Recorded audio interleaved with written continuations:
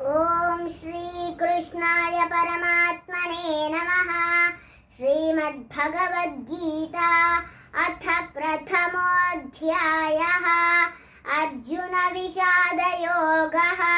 धृतराष्ट्र उवाच धर्मक्षेत्रे कुरुक्षेत्रे समवेतायुयुत्सवः। मामकाः पाण्डवाश्चैव किमकुर्वत संजय। संजय उवाच दृष्ट्वा तु पाण्डवानीकं व्यूढं दुर्योधनस्तदा आचार्यमुपसंगम्य राजा वचनमब्रवीत्। पश्येतां पाण्डुपुत्राणाम् आचार्यमहतीं च मूं व्यूढां द्रुपदपुत्रेण तव शिष्येण धीमता। अत्र शूरा महेश्वासाः भीमार्जुनसमायुधि। युयुद्धानो विराटश्च द्रुपदश्च महारथः। धृष्टकेतुश्चेकितानः काशीराजश्च वीर्यवान्। पुरुजित्कुन्तिभोजश्च शैब्यश्च नरपुङ्गवः। ॐ श्री परमात्मने नमः। अथ द्वितीयोऽध्यायः। सांख्ययोगः। संजय उवाच तं तथा कृपयाविष्टम् अश्रुपूर्णाकुलेक्षणं विषीदन्तमिदं वाक्यम् उवाच मधुसूदनः। उवाच मधुसूदनः श्रीभगवानुवाच कुतस्त्वाकश्मलमिदं विषमे समुपस्थितम् अनार्यजुष्टमस्वर्ग्यम् अकीर्तिकरमर्जुन। क्लैब्यम् आस्मगमः पार्थ नैतत्त्वय्युपपद्यते। क्षुद्रं हृदय दौर्बल्यं त्यक्त्वोत्तिष्ठ परन्तप। अर्जुन उवाच कथं भीष्ममहं संख्ये द्रोणं च मधुसूदन। इषुभिः प्रतियोत्स्यामि पूजार्हा वरिसूदन। गुरून् हत्वा हि महानुभावान् श्रेयो भोक्तुं भैक्ष्यमपीह लोके। हत्वार्थकामांस्तु गुरूनिहैव भुञ्जीय भोगान् रुधिरप्रदिग्धान्। ॐ श्री परमात्मने नमः। अथ तृतीयोऽध्यायः। कर्मयोगः। अर्जुन उवाच ध्यायसि चेत् कर्मणस्ते मता बुद्धिर्जनार्दन। तत्किं कर्मणि घोरे मां नियोजयसि केशव। व्यामिश्रेणेव वाक्येन बुद्धिं मोहयसीव मे। तदेकं वद निश्चित्य येन श्रेयोऽहमाप्नुयाम्। श्रीभगवानुवाच लोकेऽस्मिन् द्विविधा निष्ठा पुरा प्रोक्ता मया नघ। ज्ञानयोगेन सांख्यानां कर्मयोगेन योगिनां। न कर्मणामनारम्भात् नैष्कर्म्यं पुरुषोऽश्नुते। न च सन्न्यसनादेव सिद्धिं समधिगच्छति। न हि कश्चित् क्षणमपि जातु तिष्ठत्य कर्मकृत्। कार्यते ह्यवशः कर्म सर्वः प्रकृतिजैर्गुणैः। ॐ श्री परमात्मने नमः। अथ चतुर्थोऽध्यायः। ज्ञानयोगः। श्रीभगवानुवाच इमं विवस्वते योगं प्रोक्तवानहमव्ययम्। विवस्वान्मनवे प्राह मनुरी इक्ष्वाकवे ब्रवीत् एवं परम्परा प्राप्तम् इमं राजर्षयो विदुः सकाले नेह महता योगो नष्टः परन्तप स एवायं मया तेद्य योगः प्रोक्तः पुरातनः भक्तोऽसि मे सखा चेति रहस्यं ह्येतदुत्तमम् अर्जुन उवाच अपरं भवतो जन्म परं जन्म विवस्वतः कथमेतद्विजानीयाम् त्वमादौ प्रोक्तवानिति श्रीभगवानुवाच अपरं भवतो जन्म परं जन्म विवस्वतः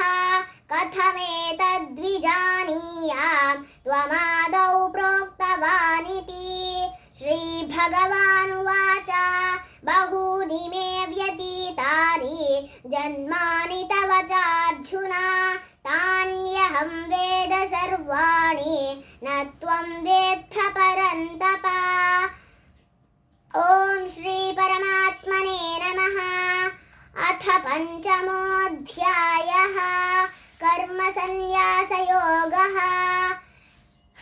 अर्जुन उवाच सन्न्यासं कर्मणां कृष्ण पुनर्योगं च शंससि यच्छ्रेय एतयोरेकं तन्मे ब्रूहि सुनिश्चितम् श्रीभगवानुवाच सन्न्यासः कर्मयोगश्च निःश्रेयसकरावुभौ तयोस्तु कर्मसन्न्यासात् कर्मयोगो विशिष्यते ज्ञेयः स नित्यसन्न्यासी यो न द्वेष्टि न काङ्क्षति निर्द्वन्द्वो हि महाबाहो सुखं बन्धात् प्रमुच्यते साङ्ख्ययोगौ पृथक् बालाः प्रवदन्ति न पण्डिताः एकमप्यास्थितः सम्यक् उभयोर्विन्दते फलम् यः साङ्ख्यैः प्राप्यते स्थानं तद्योगैरपि गम्यते एकं साङ्ख्यं च योगं च यः पश्यति स पश्यति ॐ श्री परमात्मने नमः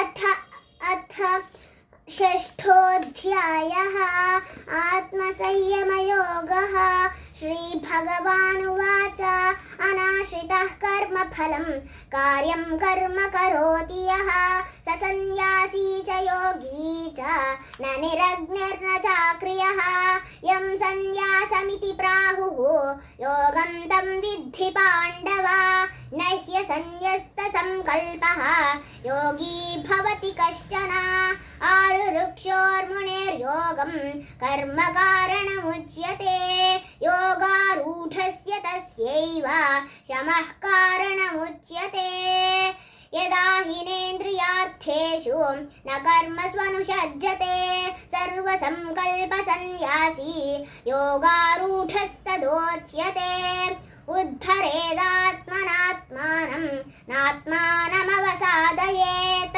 आत्मैव ह्यात्मनो बन्धुः आत्मैव रिपुरात्मनः ॐ श्री परमात्मने नमः अथ सप्तमोऽध्यायः ज्ञानविज्ञानयोगः श्रीभगवानुवाच मय्यासक्तमनः पार्थ योगं युञ्जन्मदाश्रयः असंशयं समग्रं मां यथा ज्ञास्यसि तच्छृणु ज्ञानं तेऽहं सविज्ञानम् इदं वक्ष्याम्यशेषतः यज्ज्ञात्वा नेह भूयोऽन्यत् ज्ञातव्यमवशिष्यते मनुष्याणां सहस्रेषु कश्चिद्यतति सिद्धये यततामपि सिद्धानां कश्चिन्मां वेत्ति तत्त्वतः भूमिरापो नलो वायुः खं मनो बुद्धिरेव च अहंकार इतीयं मे भिन्ना प्रकृतिरष्टधा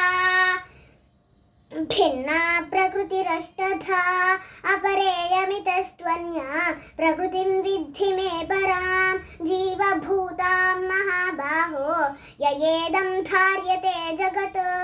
ॐ श्री परमात्मने नमः। अथ अष्टमोऽध्यायः अक्षरपरब्रह्मयोगः।